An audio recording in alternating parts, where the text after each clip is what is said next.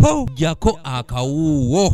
Twasimbye dda wano tetufuna batugema batuza mabega batuwandika tebatuwandika. Bino byanjuddwa amyuka akulira ebyobulamu mu disitulikiti wa Kiso Betty Nabuganda ng'onaategeezezza ng'okugema ekirwadde ki COVID-19 mu malwaliroko n'ebifo ebirala bwe kugenda okuyimirizibwa okutandika n'olunaku olwokutaano. Kino kisobozesa ab'ebyobulamu okutandika okugema abaana ekirwadde kya polio. Tukoma okugema ku Friday eno ennaku eziddirira tugenda kutandika kampeyini ya polio. Tutuuseeko ku ddwaliro wa Kiso Health Center Fong eno Namunju w'omuntu yeeyiyeeyo okulaba nga bagemebwa mu nnaku zino ezisigaddeyo nga kino kitaddewo obweraliikirivu nti abamu bandigenda okugemebwa ate ne bavayo n'akawuka ka corona. Buli lunaku bali tukola ku bantu wakati w'abantu 1,800 naye olwaliro namba eri waggulu nnyo. Basikire beereko bakugemye fayiro naye covid wali oyagala toyagala. Abamu ku bantu betwogeddeko nabo bagamba nti kati tebakyakola nga bangi bakeera ssaawa 10 ez'okumakya okutuuka mu bifo awagemerwa kyokka ne bugenda okuziba nga tebagemeddwa olw'obungi bw'abantu abeeyiwa mu bifo awagemerwa. Embeera mbi nnyo, twasimbye dda wano tetufuna batugema batuza mabega batuwandika tebatuwandika kati kiki kye baliwo batugamba tetwegemesa batuganya okulinnya emmotoka wadde okugenda okukola nga tetwegemesezza. Kitaddewo okwegema ne bateekawo bebagamba nti okwewandiza ne bateekawo abatuwandika emmeeza nga 4 naye ne bateekawo omuntu omu atweragirako. Jjukira kati mu kwewandiisa batugaye tulina okuba ne kaadi okusobola okubeera ku mirimu. Kyokka bano balaze okusoomoozebwa ku basanze mu bitundu by'eggwanga eby'enjawulo ekibawalirizza okwegemesa omuli okuba nti kati tebakyasobola kulinnya ntambula za lukale ssaako okubagaana okuyingira mu bifo ebimu. Enjala etulumira awo tebatukkiriza kukola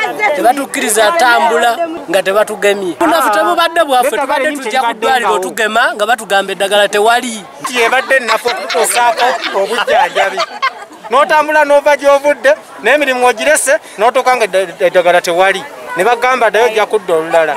Naze 12 naye nakati nkyali wano. Betty Nabuganda mu kwogera kwe agambye nti ekiviiriddeko omujjuzo mu bifo awagemerwa kwe kubanga abantu baagaana okwegemesa mu kusooka kyokka ng'olw'obwetaavu bwa kaadi obuliwo ensangi zino kino kibaviiriddeko okuwankawanka. Twatandika okugema mu mwezi gwa 3 mwaka oguwedde. Tuze tutambula tugenze mu byalo mu makyaki buli wamu tutambuze ekintu ky'okugema. Naye oba omuntu yakola obunafu n'atajja agenda tugumiikiriza. Wano no wasinzidde n'asekerera abantu nti ku mulundi guno baakupokya nnyo okufuna awagemesebwa olw'ensonga nti mu bbanga lya ssabbiiti 2 fridge ezibadde zitereka eddagala erigema ekirwadde ki COVID-19 ate zigenda kuba zikozesebwa babyabulamu kutereka ddagala lya polio. Ensonga lwaki tugiyimirizza nti twetaaga fridge ezo zibeere nga zeetegekedde okufuna eddagala lya polio. Eddagala lya polio ligenda kubeera lingi nnyo.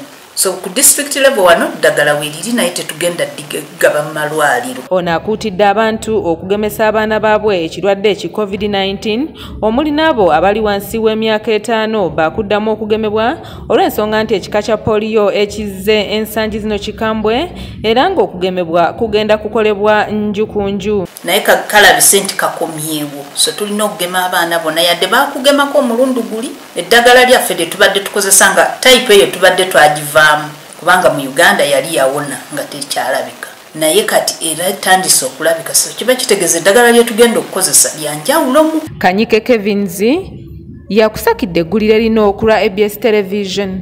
Basikire beereko bakugemye fayiro naye covid wali oyagala toyagala. Juzi twali ne 9 kati bali 100.